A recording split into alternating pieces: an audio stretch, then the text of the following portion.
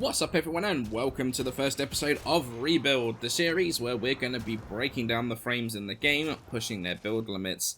The focus of today's video is one of the oldest frames in the game, and one of the most ninja, and that is Ash Prime.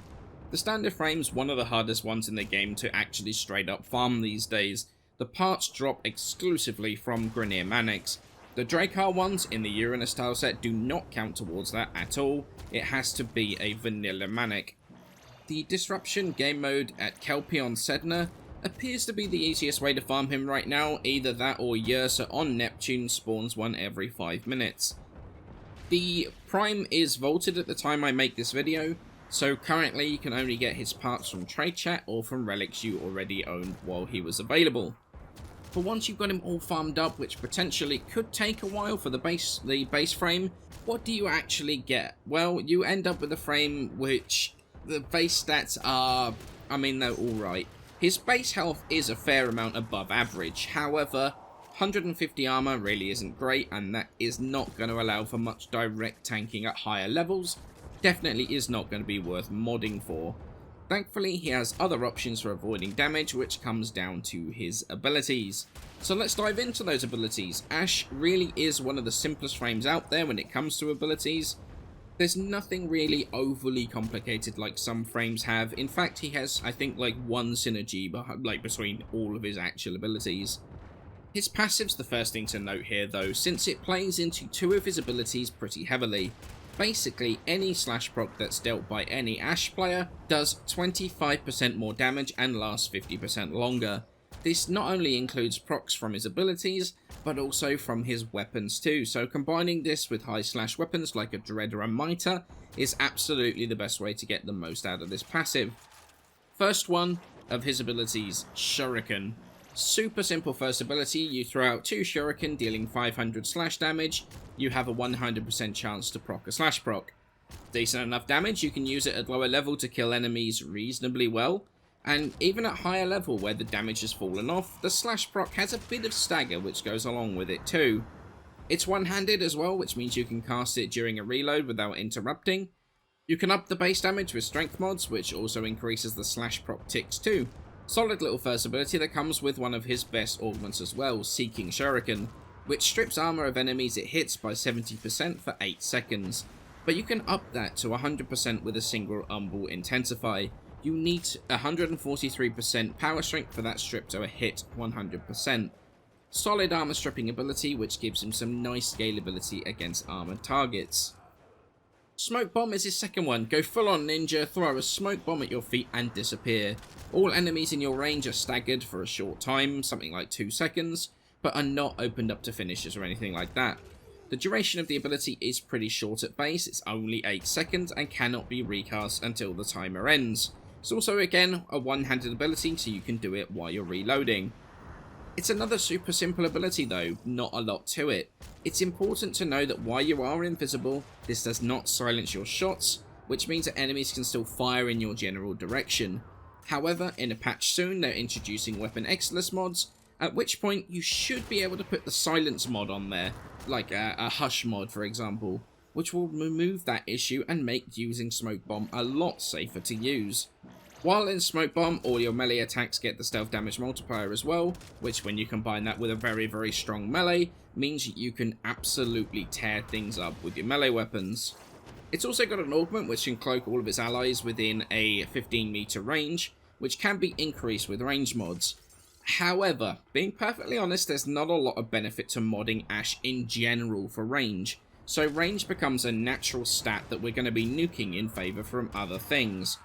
Really kind of unfortunately makes this augment unworkable. If you mod for range and duration, the augment's actually not terrible since it's got a pretty big range buff recently, but you are going to sacrifice a lot of your frame to do it. Third ability is Teleport. Ash is going to teleport to either a friendly unit or an enemy.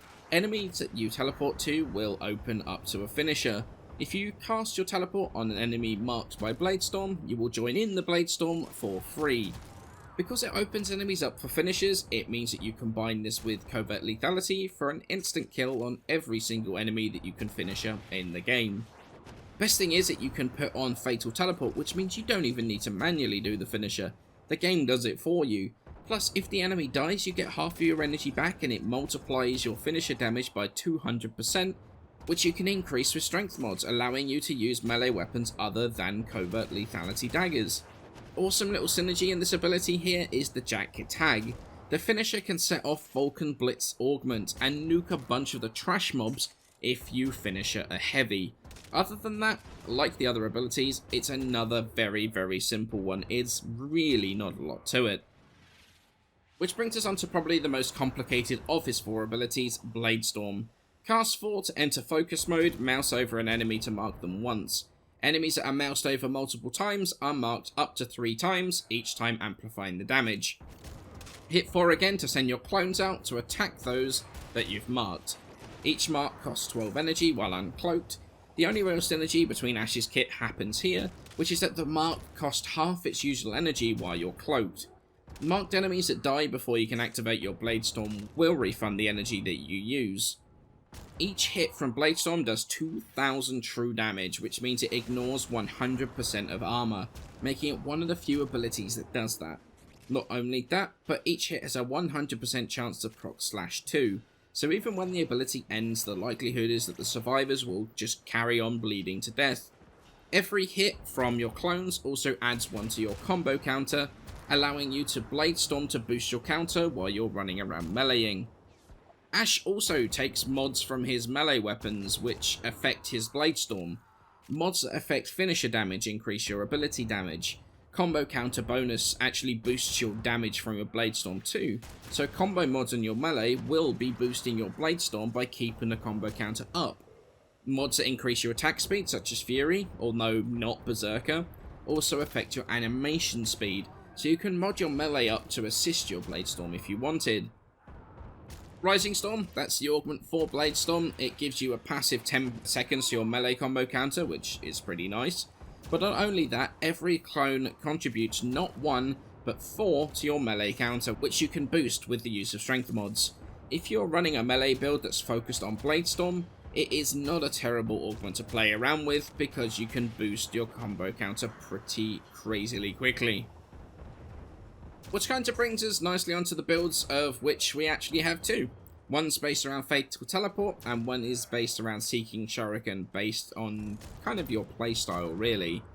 Corrosive Projection on this one is the Aura, still arguably the best Aura out there. Buckets of duration on the build, with both Narrow-Minded and Prime Continuity. That's going to boost up our Smoke Bomb duration. Max Streamline, Rank 3 Fleeting, so we're only going to lose 5% efficiency, but gain 10% duration by not going with the Rank 4 Fleeting. Cunning Drift counters Narrow-Minded very slightly, brings our range back up to 30 meters on teleport, which is pretty nice. And then there's his tank, which is not only the stealth from Smoke Bomb, but also Quick Thinking and Prime Flow. Now originally I went with just these 2 mods, however at higher levels I mean it was pretty common in a squad to get one-shotted by accident. A stray shotgun blast aimed for someone else, or a rocket at someone's cravat. It just spells disaster, which is why Vitality's on here too, just to stop the accidental one-shots. Then we have Fatal Teleport on here to give us easy finishes, and allows us to use something other than a covert lethality dagger. Arcanes are there to support all this too. Energize is to prop up your energy and keep you topped up for casting as well. It also keeps your tank up for Quick Thinking, which is very nice. It's great synergy here. Ultimatum is there for an extra boost in survivability because of Ash's frankly pretty pants base armor. It's a flat 600 armor on a finisher, which because it's Ash, he has 100% uptime on that, and gives him a decent amount more survivability. Enough when combined with the tank mods means he can actually take a bit of a hit at higher levels. This build is actually the one that you've seen in the footage in the background for the entire video, and honestly I could have gone longer in this mission had I not messed up and not noticed my timer on my cloak was low when I was trying to pop life support and got one shot. It is a very solid build though. Second build is more focused around Seeking Shuriken, the build for Ash's Shuriken Augment. It's mostly the same build as before, same duration, same efficiency, different augment obviously.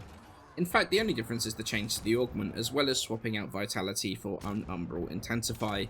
This gives us the 100% armor strip that you're going to need to make that Shuriken build worthwhile. The issue is that with the need for the strength mod, the removal of vitality does make this a much more risky build, since the chance to get accidentally killed by something meant for someone else is a lot higher. If you don't care for finisher gameplay but are planning to play against high level armoured targets, this build works incredibly well for that.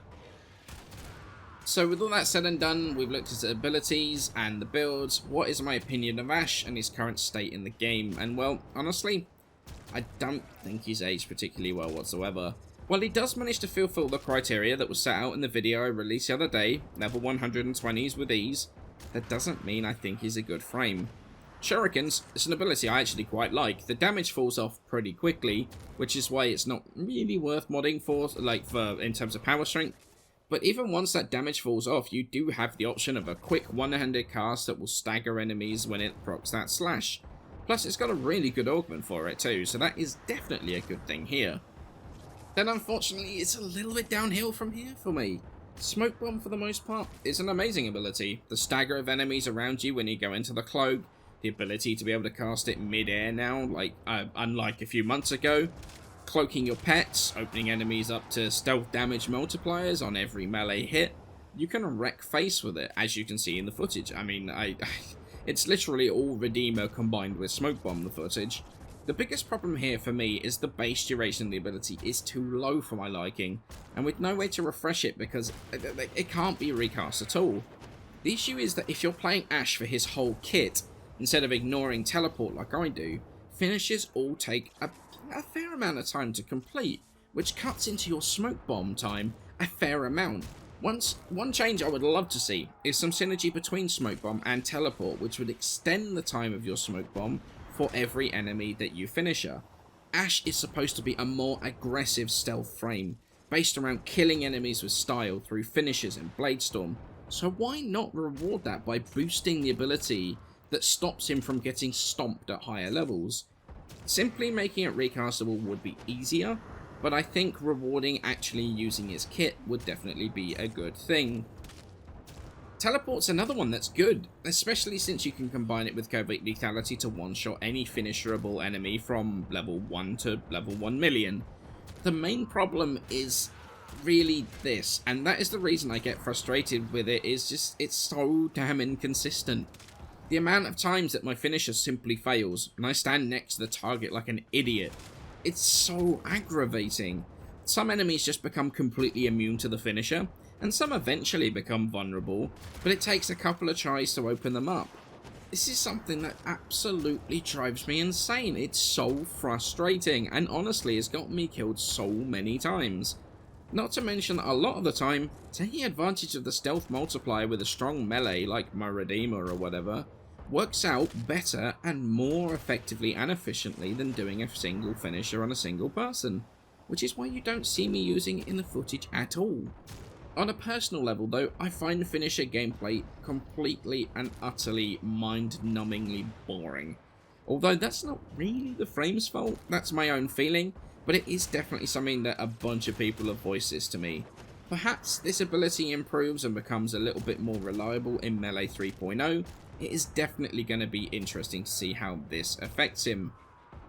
I also have a bunch of issues with Bladestorm. The Bladestorm rework didn't particularly go down that well, at all with people. Originally, I thought it was alright. You could select your own personal targets to Bladestorm, pick out heavy targets or high priority ones. The problem is that honestly, while it can be built to be strong, Bladestorm itself is just so completely clunky and awkward to use, especially if you want to mark a target multiple times. Wobbling your mouse around the screen trying to mark enemies, which in 90% of the game die before you trigger the ability, it's just not worth the time and effort to try and play around with it. You get the energy back, sure, but that's hardly the point. While you're wobbling your mouse around the screen or spinning in circles or whatever it is that you do to mark your targets, you're not shooting, you're not doing anything useful, only for you to lose that effort when random player number 1 comes through and nukes the entire world. Sadly, it's just not a great ability. I do think though that if they made it so you only needed to mouse over once to fully mark an enemy, it would be way easier to use, and I probably would use it a bit more.